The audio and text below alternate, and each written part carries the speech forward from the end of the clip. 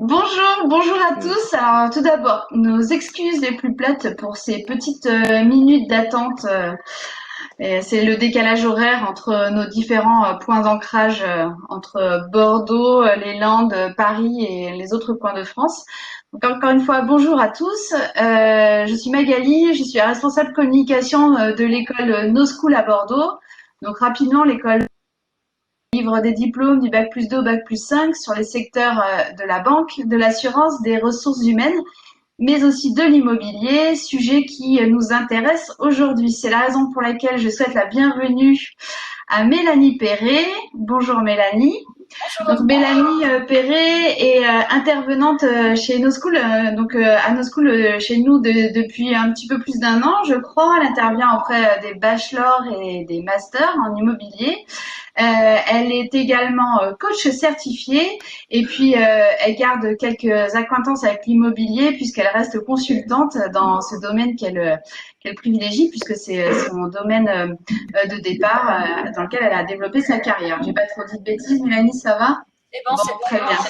Alors, je te laisserai compléter ensuite. Et puis, on a le plaisir de recevoir Monsieur Henri Buzicazo. Alors, bonjour Monsieur Buzicazo. Bonjour, ravi d'être avec vous. Bonjour. Donc, Monsieur Ravi d'être chez Buzicazo, moi parce que voilà, chez No School, je me sens chez moi. Voilà. mais oui, mais vous avez raison, c'est un peu dans l'état d'esprit d'être dans la convivialité et dans le partage, donc c'est parfait. Donc, Monsieur Buzicazo, vous êtes actuellement président de l'IMSI. Donc, l'IMSI, c'est l'Institut de management des services de l'immobilier. Alors, il faut savoir que No School délivre des diplômes qui sont certifiés et validés par l'IMSI. L'IMSI, c'est une école que vous avez fondée et qui est l'une des principales écoles qui délivre des diplômes en immobilier en France. Et puis, vous avez également été dirigeant de la FNAIM. Vous avez eu des responsabilités gouvernementale il y a quelques années. Et puis, j'espère que je peux dire que vous êtes un petit peu un habitué des médias puisque vous êtes chroniqueur chez LCI. Vous êtes celui qu'on appelle quand on a besoin d'une analyse et d'un angle immobilier sur l'économie, etc. C'est la raison pour laquelle on est content de vous recevoir aujourd'hui, mais j'espère que vous allez avoir un discours qui sera adapté aujourd'hui moins Figaro économique, pas chose saumon et un peu plus étudiant en recherche d'un avenir, Bien sûr, donc puisque c'est bien le sûr, sujet d'aujourd'hui. absolument. Alors écoutez, d'abord, oui, quand je disais que je me sentais chez moi, chez No School, on a un accord de partenariat tel que euh, No School distribue, si je puis dire, les enseignements de l'IMSI, le diplôme de l'IMSI, et grâce à vous, ben, on est à Bordeaux et puis dans la Nouvelle-Aquitaine plus largement. Je suis heureux d'être avec vous dans cette période. Depuis 3 mois, j'ai pas relâché mes efforts. Le confinement ne m'a pas reposé parce qu'on est dans une période où tous les professionnels, on parle à des futurs professionnels ou à ceux qui envisagent d'être professionnels d'immobilier, qui sont des jeunes ou des moins jeunes d'ailleurs en conversion, mais la communauté professionnelle s'est posé 1000 questions pendant le confinement. Alors, c'était des questions qui n'ont plus cours, c'est comment on continue à faire quand même des transactions ou à construire. Bon. Et puis, c'était aussi déjà des questions relatives à l'avenir de ce secteur. On sentait bien que l'économie allait être très éprouvée, pour pas dire les relations sociales, on le voit aussi aujourd'hui. Et je pense que très légitimement, des jeunes ou des moins jeunes qui sont séduits par l'immobilier, qui le sont de plus en plus depuis ces dernières années, hein, ou leurs parents, se demandent si, au cœur de cette crise économique, nous sommes au cœur d'une grave crise économique mondiale, hein, voilà, moi je ne mâche pas les mots, hein, ben, il n'y a pas un risque à se tourner vers l'immobilier. Alors j'imagine que dans d'autres secteurs, les jeunes ou les parents se posent la même question, ceux qui voulaient aller, je ne sais pas moi, dans l'univers automobile ou aéronautique, ils peuvent s'interroger. Je ne répondrai que pour notre secteur, mais je voudrais apporter des éclairages objectifs. Hein. Je ne suis pas là pour faire un acte de commerce.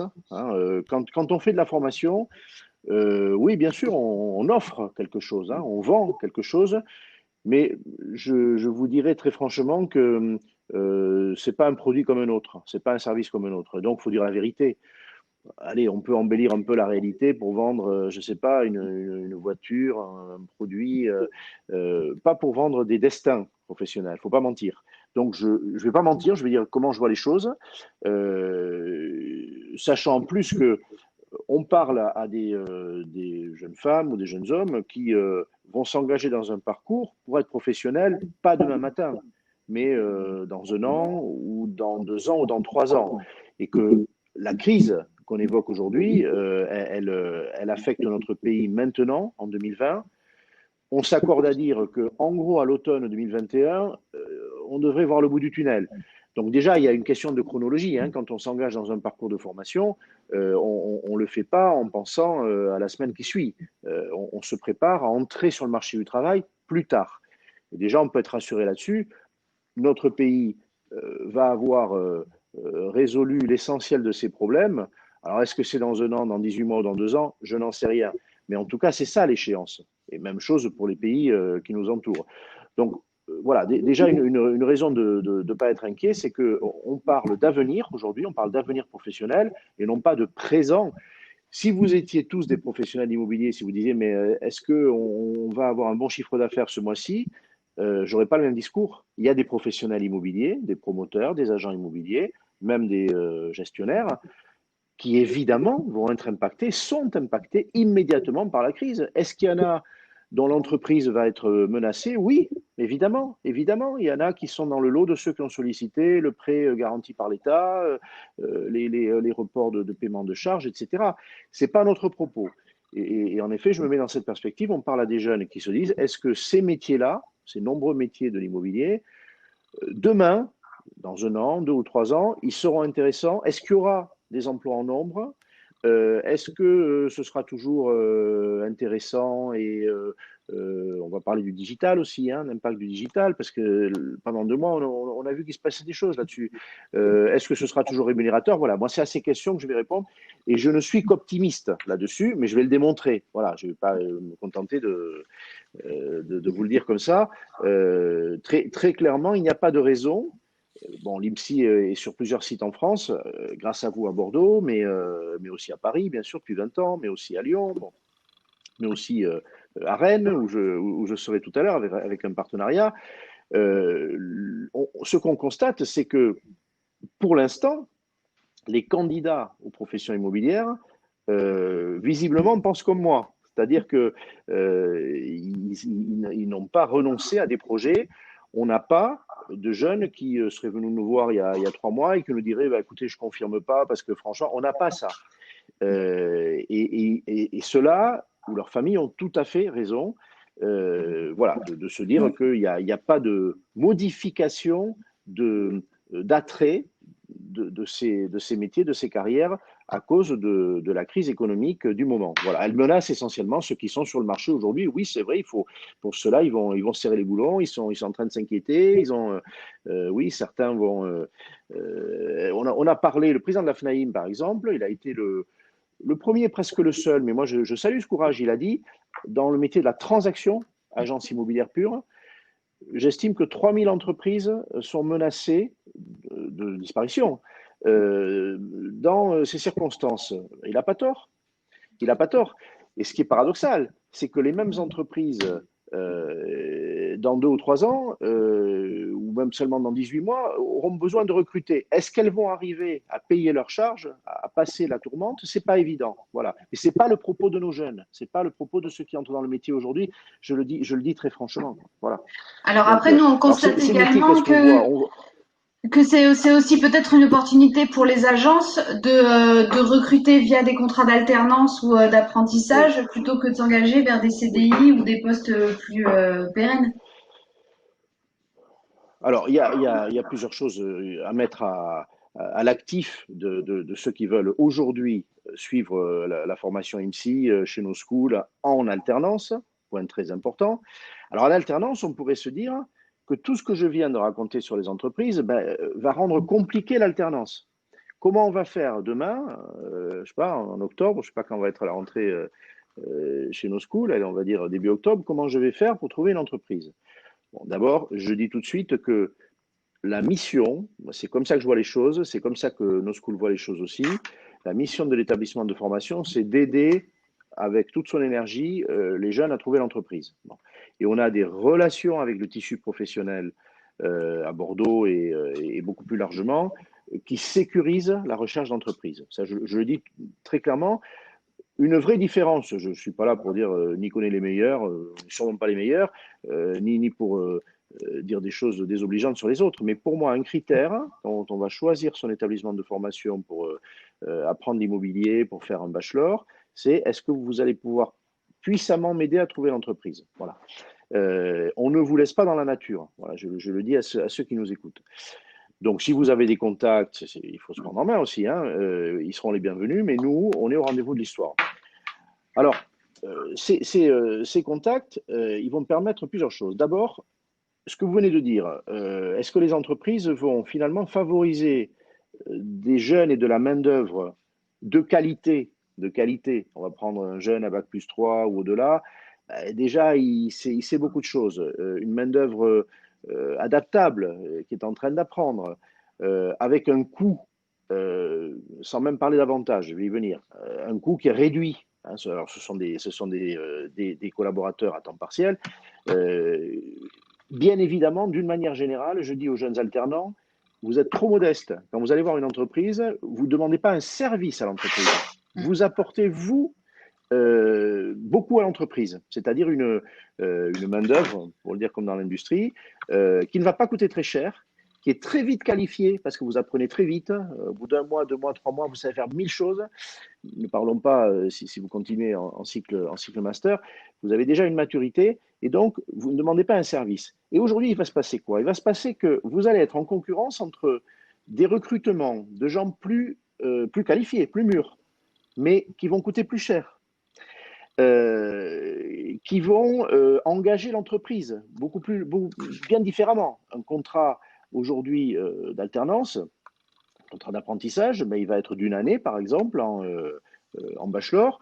C'est un engagement, mais c'est un engagement relatif. Il va être de 2 ans en cycle master. C'est un engagement relatif. Quand vous recrutez un futur collaborateur, a priori, c'est pour une durée indéterminée. Vous voyez, donc c'est un risque majoré. Vous incarnez une maîtrise du risque. Et puis, par ailleurs, il y a des aides. Vous avez entendu ce que le gouvernement a dit.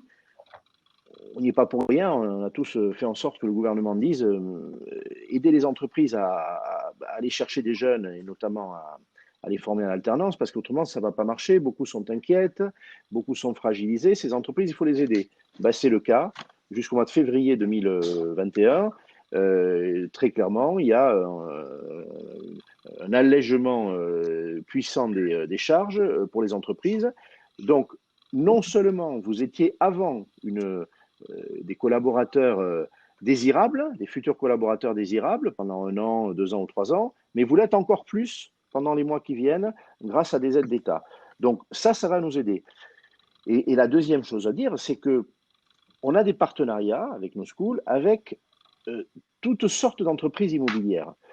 Je parlais tout à l'heure de celles qui sont plus fragilisées, celles qui ne font que de la transaction, et peut-être que les transactions vont en effet perdre un certain volume en 2020. On imagine que le marché pourrait perdre de l'ordre de 20 ou 25% de son volume. C'est pas rien. Hein, c'est pas rien quand un marché se réduit de 20 ou 25%. Et c'est là qu'il y a des risques sur des entreprises. Mais toutes les entreprises qui font aussi de la gestion, toutes les entreprises de l'univers du logement social, hein, toutes les structures de logement social, les HLM, pour le dire clairement. Il y a des statuts différents d'organismes HLM, mais on va les désigner sous le nom d'HLM, qui reçoivent des aides publiques, qui sont des amortisseurs quand il y a des crises. C'est-à-dire que le logement HLM, on en a encore plus besoin quand il y a des crises. Donc, les HLM ne vont pas s'arrêter ni de construire ni de gérer. Quantité de métiers, de métiers connexes. On parle de la promotion. La promotion, elle vit sur des cycles longs. C'est-à-dire qu'aujourd'hui, s'il y a quelques difficultés, elles sont en train d'acheter des terrains, de faire en sorte de remettre en chantier des logements qui vont sortir dans 3 ou 4 ans de terre. Donc les entreprises de promotion ne vont pas s'arrêter de vivre. Elles sont tournées vers un avenir à moyen terme. Donc, quoi qu'il en soit, il peut y avoir des entreprises strictement fondées sur la transaction qui seront plus fragilisées. Toutes les autres même si elles sont un peu affaiblies, comme tous les acteurs économiques ces temps-ci, elles vont continuer à vivre, elles vont continuer à avoir des besoins en ressources humaines, et encore une fois, plutôt de jeunes. Voilà. J'ajouterais qu'effectivement, mes collègues qui sont en charge des relations avec des entreprises sont à la recherche en ce moment de candidats, donc que ce soit sur des niveaux BTS, bachelor, également master. Donc effectivement sur des postes de conseillers, mais sur des bailleurs sociaux, même des agences qui font du viager. En ce moment, il y a des offres en alternance qui circulent, Bien et sûr, donc n'hésitez pas bien à sûr. revenir vers nous. Peut-être que là, je vais prendre l'avis de Mélanie, mais je pense aussi, sans me tromper, qu'il y a peut-être eu une digitalisation du marché et que le Covid a fait qu'on s'est tourné vers ces outils et que, bon, là, clairement, les jeunes 18-25 ans, vous avez un rôle à jouer avec l'utilisation de ces Mais outils, hein, on va complètement. pas se Alors, nous, mentir. on l'a vu aussi en tant qu'intervenant où finalement l'animation de nos classes s'est fait de façon différente. Et donc, on a bien vu que grâce au digital, on a pu maintenir cette relation. Et c'est la même chose avec nos clients. Alors, effectivement, on dit les 18-25 ans, c'est votre cœur, hein, vous avez grandi avec. Moi, je suis ravie d'accompagner la classe en option digitalisation des masters parce que on travaille là-dessus. On essaye de trouver maintenant toutes ces entreprises qui nous accompagnent dans l'immobilier pour nous faciliter la vie. Alors, Henri disait, il y en a certains qui vont avoir plus de mal que d'autres à passer la crise. On voit bien aussi que les entreprises qui étaient engagées dans la digitalisation, eh bien, moi me le disent, hein, je les ai en contact en ce moment, me disent, tu sais, Mélanie, on a amorti bien quand même, parce que la signature électronique, on l'avait mise en place, parce que très rapidement, on a fait des découvertes de projets clients à distance, comme nous, on est en train de faire, hein, grâce à un certain nombre d'outils qui permet de faire des visioconférences, des outils de communication avec les clients qui nous permettent de transmettre des documents de façon plus facile que le mail où on peut envoyer des documents assez lourds. Et tout ça, ça fait partie de la digitalisation. Et je crois que le Covid, si on a bien quelque chose aussi où on peut en tirer leçon, c'est de se dire que cette digitalisation, les jeunes qui vont en plus être formés sur cette spécialité, ils vont à un moment donné sortir du lot parce que les entreprises vont rechercher cette capacité chez les jeunes à leur apporter cette fraîcheur, parce que c'est de la fraîcheur pour moi. Hein, c'est pour moi l'alternance. Moi qui ai eu des alternants dans mes agences, c'était notre bouffée d'oxygène parce que moins d'a priori que nous, parce que ce regard neuf sur l'immobilier et ça nous permettait des fois de nous dire tiens tu vois il a fait ça. Nous, on l'aurait plus fait. Tiens, ça, il a cru dans ce projet. Nous, on y aurait moins cru. Donc, l'alternance, c'est ça. Et en plus, effectivement, avec cette option de se dire, je me digitalise, je me perfectionne dans cet environnement, je vais être une vraie valeur ajoutée dans une entreprise. Enfin, moi, demain, j'ai quelqu'un qui me dit, Mélanie, je veux travailler en agence immobilière, je me suis spécialisée dans la digitalisation. Mais c'est génial. Viens nous apporter cette connaissance, viens nous apporter cette agilité, parce que pour moi, le confinement, ça a été aussi de se montrer agile. Comment je rebondis très vite, comment je fais pour continuer une activité même en étant loin de mes clients. Et je suis sûre qu'il y en a certains qui n'ont jamais été aussi près de leurs clients que finalement pendant le confinement, parce qu'ils ont été capables de se remettre en question. Et tous ces jeunes en alternance, ils ont aussi cette dynamique pour nous pousser à se dire, allez, on y va, on essaye, on utilise ces nouveaux outils, on sait le faire de façon à le rendre aussi pédagogique pour nos clients, parce que nos clients ne sont pas tous hyper connectés, et ça aussi c'est la qualité de bien maîtriser la digite, c'est de se dire je vais en plus le transmettre à mes clients, je vais leur montrer que c'est possible, que leur projet il s'arrête pas parce qu'on peut pas se voir. Et moi je trouve ça génial. Et j'étais avec les filles qui font l'option digite hier, on en a beaucoup parlé, et justement on se disait finalement ça nous a apporté cette agilité. Et pendant le confinement, on s'est pas senti. Alors, quelques jours ont été nécessaires pour se dire, attends, comment je repars, comment je me remets un petit peu dans mon activité. Et puis après, finalement, au bout d'une semaine, ça y est, on était parti, quoi. Donc oui, je pense que l'après aussi confinement, c'est aussi de se rendre compte que ce qui peut nous permettre de continuer à produire, d'être dans une activité dynamique, ce sont les outils de digitalisation. Et aujourd'hui, on en a beaucoup. On a beaucoup de startups qui nous aident en plus là-dedans. Mais effectivement, donc du coup, on aurait pu croire que le Covid allait nous éloigner et un peu synthétiser cette relation. Finalement, l'agence de demain, ça va être de la relation client qui va être appuyée par des outils digitaux, mais qui va rester basée sur la relation humaine et Oui, moi le je crois que contact client. aujourd'hui, il faut pas avoir peur en plus de ça. Hein. C'est que des fois, quand j'interviens en entreprise, on me dit, tu sais, Mélanie, la digitalisation, attention, faudrait pas que ça nous éloigne de notre cœur de métier, qui est la proximité, qui est vraiment d'échanger sur le projet de notre client. Et au contraire, moi je dis, ces outils-là, si en plus ils peuvent nous aider à limiter peut-être un peu toutes les tâches administratives pour fluidifier finalement notre travail et nous aider, nous en tant qu'agents immobiliers, à prendre le temps d'être avec nos clients, d'être au plus près de leur projet. Je crois que la digitalisation, c'est ça. Et c'est aussi de se dire, je peux avoir un client à 400 kilomètres de mon agence. L'outil qu'on a, on le voit là. Finalement, on a l'impression d'être avec lui plutôt qu'un appel téléphonique un peu classique, de lui envoyer un courrier ou de lui faire un mail. Moi, je suis à 100% favorable pour se dire, on se fait une vidéo et puis on échange sur votre projet, on en parle et on est un peu finalement presque ensemble en le faisant comme ça. Finalement, vous êtes en train de nous dire que les outils digitaux vont faciliter la relation et que, en plus, si, les aides de l'État et le marché va faire que le marché va plus se tourner vers de jeunes apprenants, en tous les cas de jeunes recrues sur le marché. Donc, tout va bien pour se lancer dans Après, je sais l'immobilier. pas, Henri, mais moi, je suis une vraie passionnée. J'adore l'immobilier. Ça fait 20 ans que je suis dans l'immobilier. On a connu d'autres crises qui ne sont pas faciles. Hein. Moi, je suis une pure transactionnaire. J'ai souvenir de cette année 2008 qui avait été difficile, où on était vraiment en plein boom dans notre activité et tout d'un coup, ça nous est tombé dessus et l'activité a ralenti, voire s'est largement affaiblie. Pour autant, je crois que quand on est vraiment passionné, qu'on a envie de bouger, qu'on a envie que ça fonctionne, l'immobilier, pour ça, c'est top. Ça change tous les jours. Il y a plein de métiers dans l'immobilier. Il n'y a pas que la transaction. Il y a tous les métiers du syndic, de la gestion locative, de la promotion immobilière, qui font que finalement, on commence par quelque chose et puis après, on va peut-être faire autre chose. Et puis, on n'est peut-être pas dans la digite et tout d'un coup, on se dit, tiens, finalement, la digitalisation, pourquoi pas alors voilà, moi ma vision elle est hyper positive parce que j'adore l'immobilier et je dis aux jeunes c'est un métier tellement passionnant que et je suis pas inquiète de cette crise. En tout cas, je veux rester optimiste parce que je pense qu'il y a beaucoup de choses à faire, même avec cette période difficile qu'on vient de passer.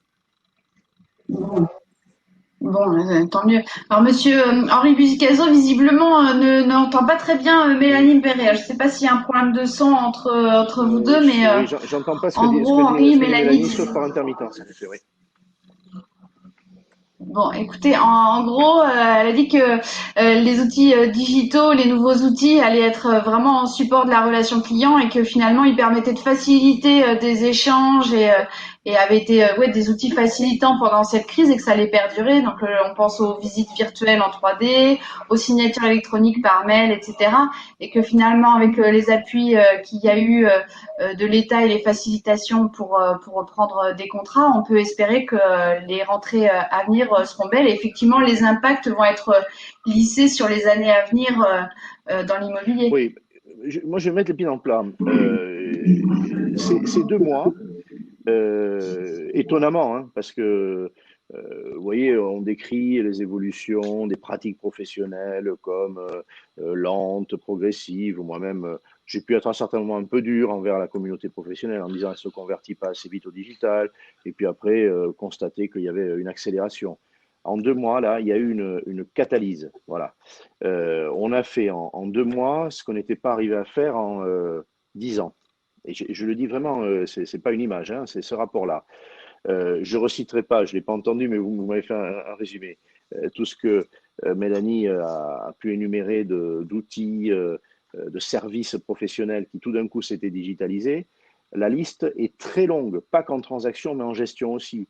Mais jusqu'à la caricature, je vais être très clair, il y a des professionnels qui, il y a 3 mois, vous disaient, syndic de copropriété, hein, pour changer de métier, qui vous disaient assemblée générale virtuelle, alors que la loi Elan de fin de 2018 avait voilà, permis de réunir des assemblées générales de copropriété virtuelles.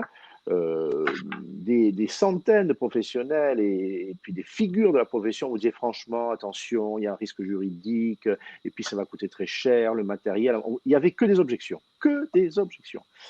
Eh bien, les mêmes, et je les aime beaucoup, tout d'un coup, on dit au ministre, mais il faut très vite prendre une ordonnance qui va permettre de faire ça, parce que après le confinement, il y aura le déconfinement, il y a des gens qui ne voudront pas se réunir, même s'ils en ont l'autorisation, c'était vrai, et donc il faut très vite qu'on ait le texte pour faire les assemblées générales virtuelles. Voilà, c'est une image, il y a eu une conversion, mais alors extrêmement rapide, extrêmement violente. Chez les clients aussi, dans la population des clients, parce que c'est vrai, les professionnels vous disaient, mais vous savez, signature virtuelle, ça fait peur, assemblée générale virtuelle, ça fait peur, réunir un conseil syndical pour préparer une décision, bah, les gens, etc. Ben, on s'est aperçu que le public lui-même était converti à ces pratiques.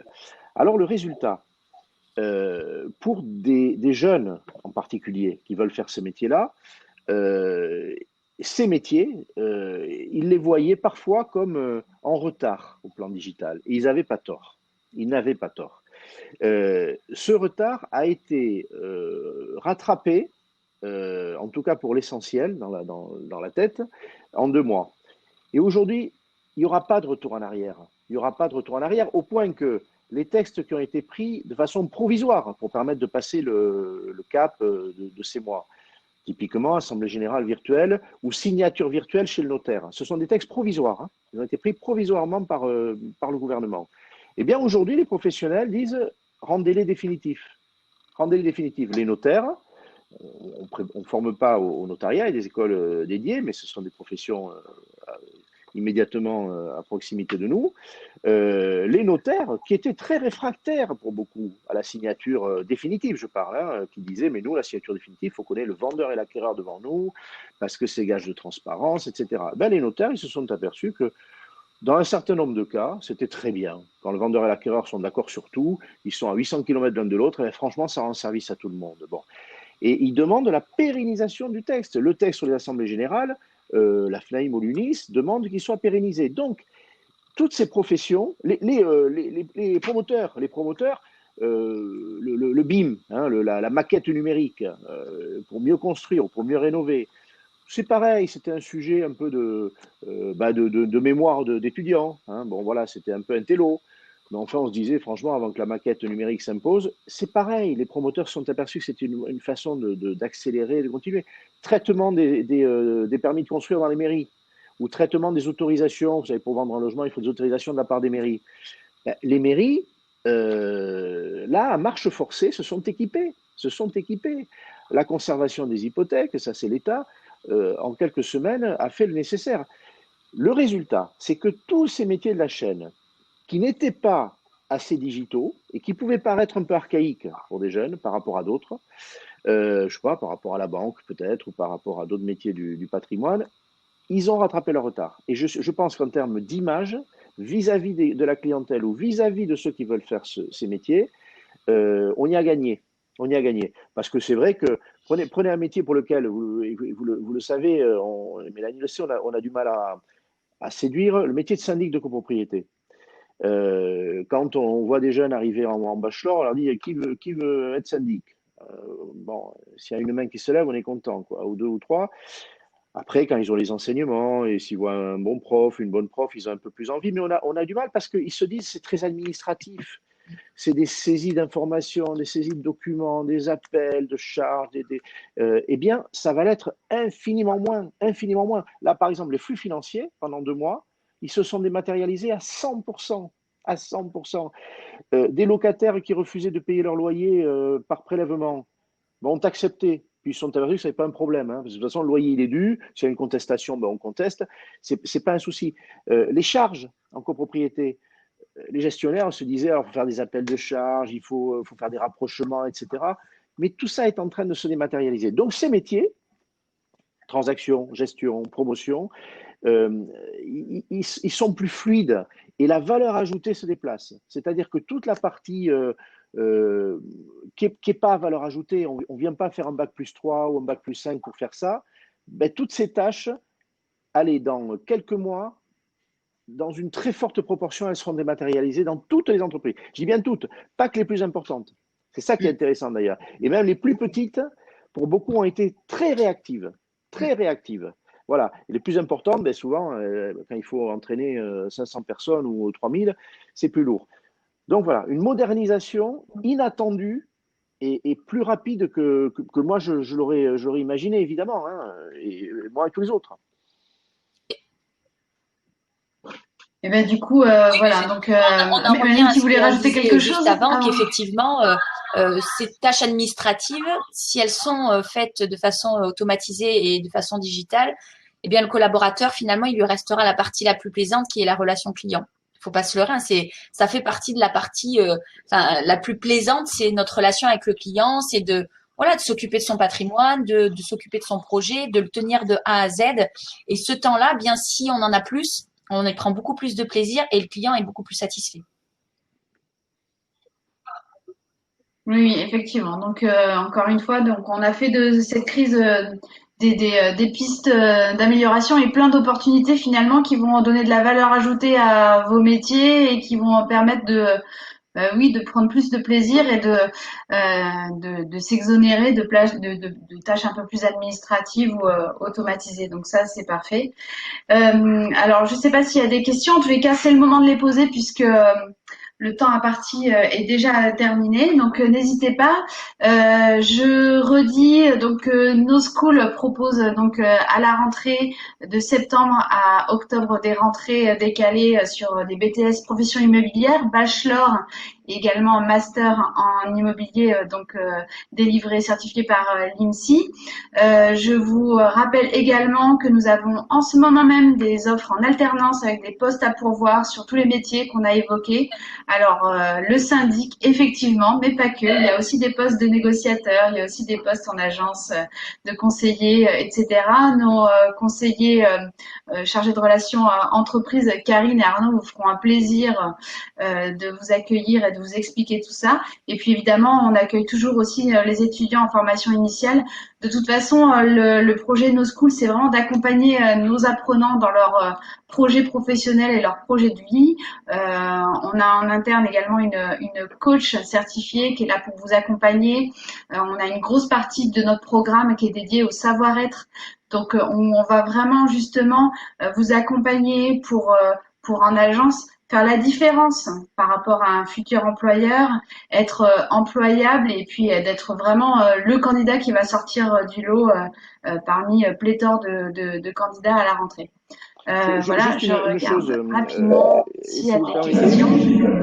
Oui, d'ailleurs, je vous en au prie. détour de mon propos, j'ai eu soin de ne pas les oublier. J'ai parlé des jeunes, évidemment, qui veulent faire ces métiers, et puis j'ai dit les moins jeunes. Ces métiers accueillent volontiers des personnes d'âge plus mûr en reconversion. Quand je dis ces métiers au sens large, mais par exemple les métiers de la transaction, de la gestion, on y voit réussir, et là je parle d'expérience, puisque voilà, depuis 20 ans à Paris et sur quelques autres sites, chaque année dans nos promotions, on a des femmes et des hommes d'âge plus mûr qui se disent après des carrières diverses et variées, l'immobilier me plairait bien. Souvent, c'est quelque chose qu'on a en tête et puis un jour, on le réalise.